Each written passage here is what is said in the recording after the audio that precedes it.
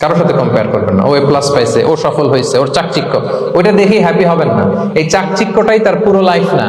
মানুষ যেটা শেয়ার করে ফেসবুকে, এটা হচ্ছে রিল। লাইফের কি রিল বুঝেন তো না? সবাই বুঝে মাশাআল্লাহ। Highlighted reel.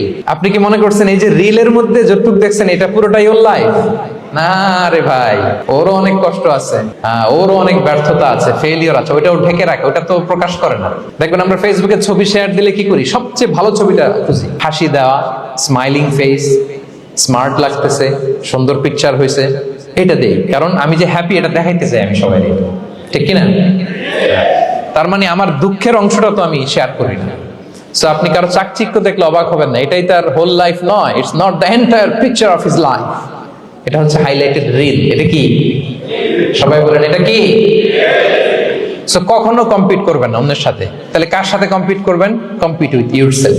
নিজের সাথে কম্পিট করুন, নিজের সাথে কম্পিট করুন। and try to be the better version of yourself in every single day. প্রতিদিন নিজেকে একটু একটু করে ডেভেলপ করার চেষ্টা করুন। and don't lose your confidence by comparing yourself with others. Dear brothers and sisters, কখনো নিজেকে অন্যের সাথে তুলনা করে আপনার কনফিডেন্স কমাবেন না।